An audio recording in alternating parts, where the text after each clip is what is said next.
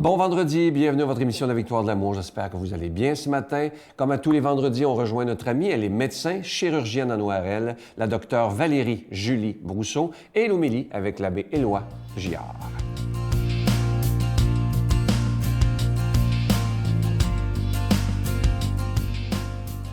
Bonjour, ici Dr Valérie Julie Brousseau avec la chronique Nomade du désert. Aujourd'hui, j'aimerais vous parler de l'adoration. Pourquoi aller à l'adoration?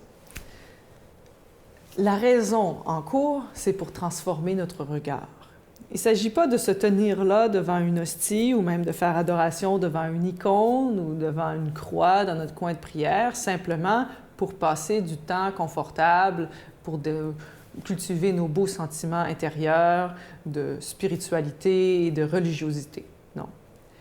Le but fondamental, c'est de pouvoir nous sensibiliser, pouvoir apprendre cette beauté, pouvoir apprendre ces caractéristiques particulières de Dieu, développer notre sensibilité à savoir reconnaître Dieu. Le seul objectif final, c'est d'arriver à pouvoir regarder autour de nous, dans nos frères, nos sœurs, les êtres qui nous sont chers et même ceux qui nous sont moins chers, dans la nature, pour savoir reconnaître celui qui nous habite, celui qui nous aime, celui qui nous crée à chaque instant.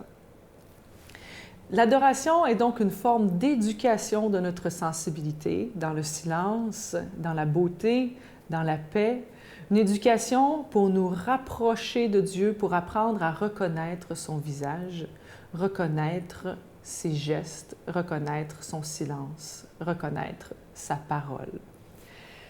C'est une forme de communion profonde que de savoir s'arrêter pour contempler Dieu dans le visage de l'autre, de savoir contempler Dieu même en regardant l'autre.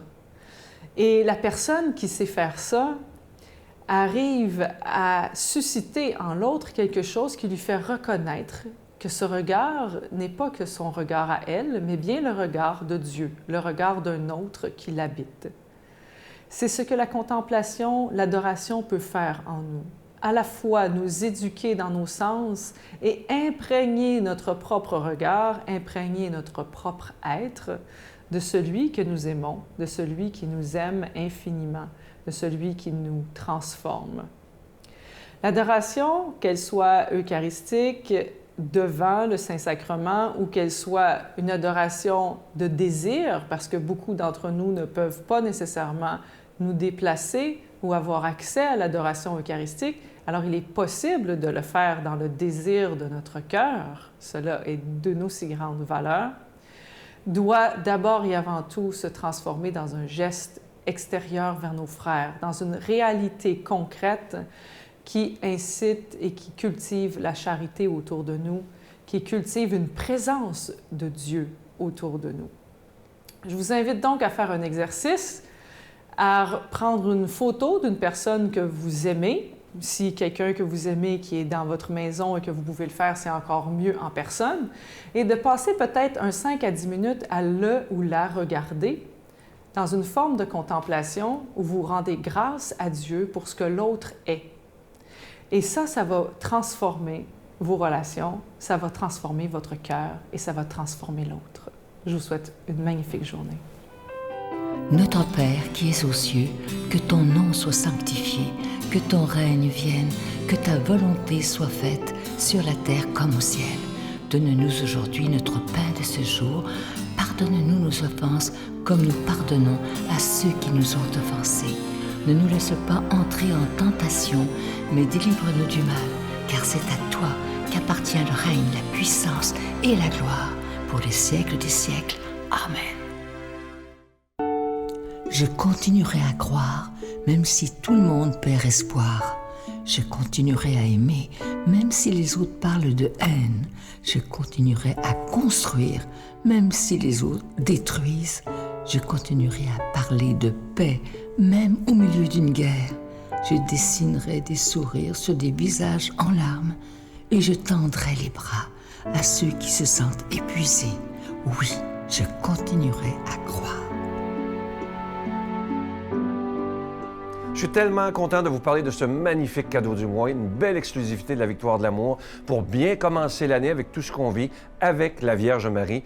Il s'agit du chapelet de la médaille miraculeuse. Il est en cristal. Il est déjà béni. Et vous savez que la médaille miraculeuse, c'est la Vierge Marie elle-même qui a demandé à ce qu'elle soit fabriquée. Ça se passe à Paris dans les années 1800, sur la rue du Bac. Elle apparaît à Sainte-Catherine-Labouré et la Vierge Marie dit ceci à Sainte-Catherine. « Faites frapper une médaille sur ce modèle.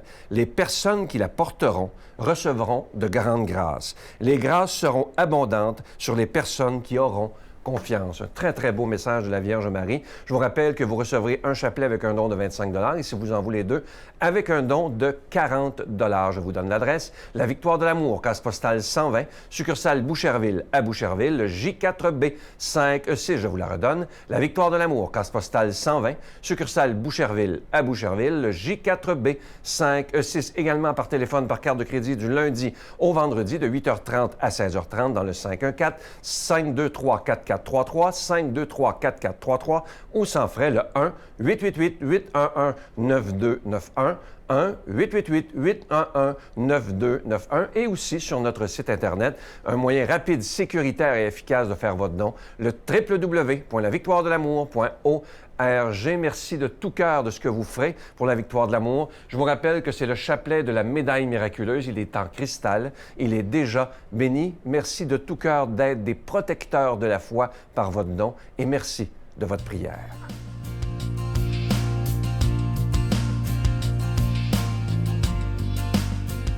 Mon Dieu, donnez-moi la sérénité d'accepter les choses que je ne peux changer, le courage de changer les choses que je peux et la sagesse d'en connaître la différence.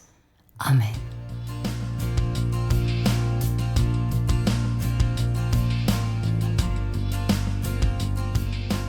Et bonjour mes amis, bon matin à vous. Vous tous et toutes, je suis content d'être avec vous. Hey, on va se réchauffer, c'est le 22 janvier, hein? On a besoin de se réchauffer le corps, mais peut-être plus encore le cœur.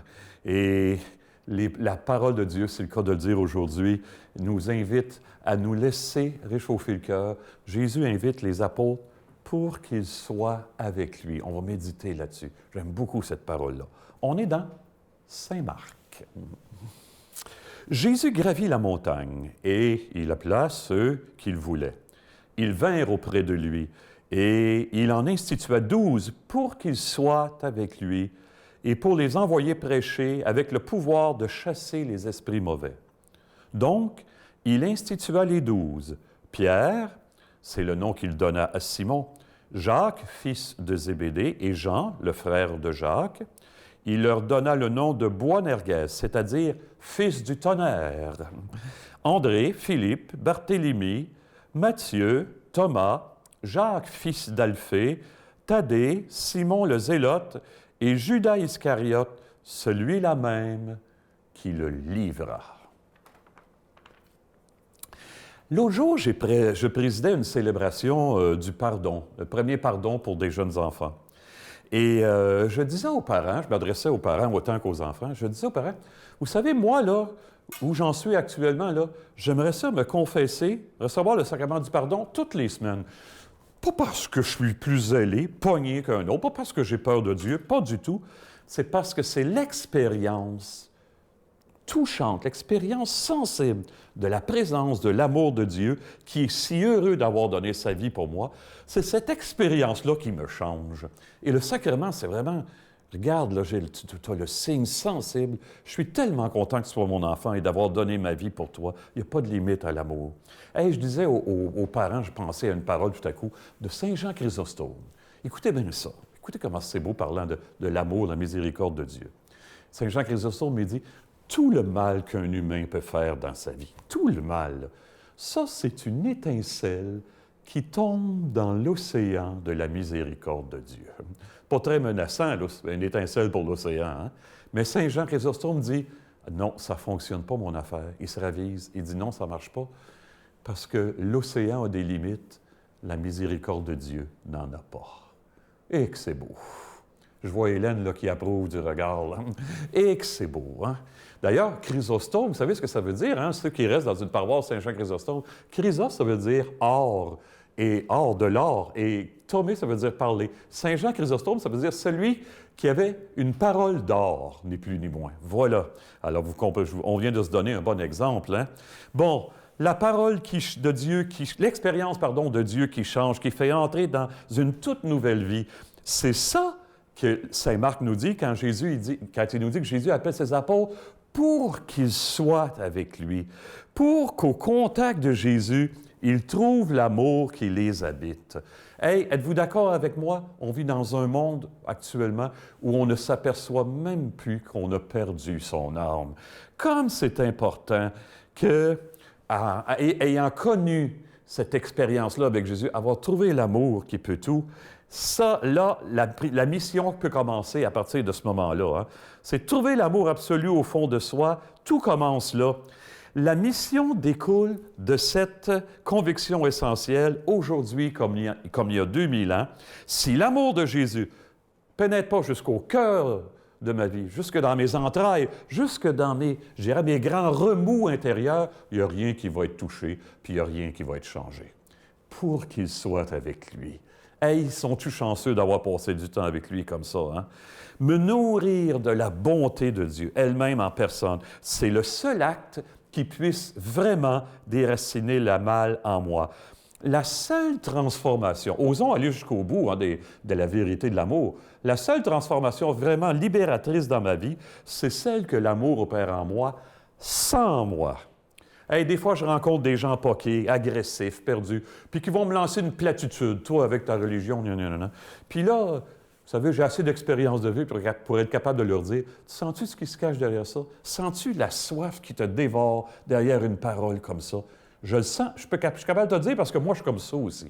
Mais j'ai la chance que l'amour m'est rentré dedans. Sens-tu ça, l'intensité du désir qui te porte?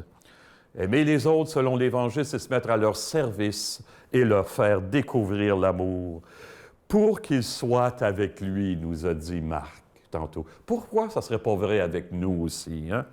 Pour que les gens puissent croire en l'amour, donnons le témoignage que nous avons eu la chance de faire cette expérience-là, ou en tout cas, c'est un désir qui nous dévore, et Dieu nous attend et nous bénit en ce sens, lui qui est Père, Fils et Esprit Saint. Et bonne vie, à bientôt tout le monde.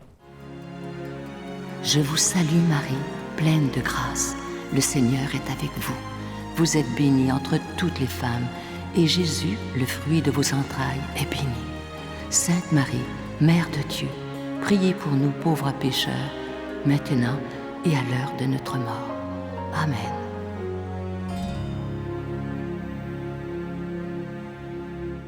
Je vous invite à ne pas manquer l'émission de dimanche. Je reçois avec beaucoup de joie Xavier Goulard. Il est de la France.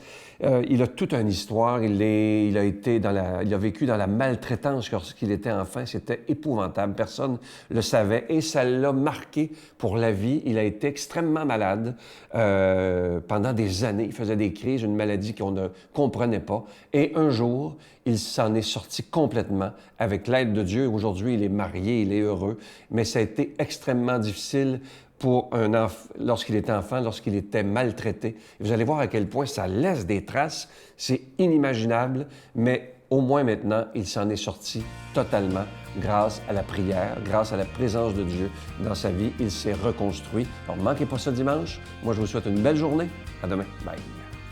Le fait de prendre conscience de cette lignée chez moi, parce qu'il y a une lignée familiale de spiritisme, de magie noire, etc. Là, elle m'a dit, franchement, elle était aussi accompagnée d'un père jésuite, et tous les deux m'ont dit, voilà, je pense que ce qui peut te sauver de ces attaques mentales, en réalité, c'est une prière de délivrance.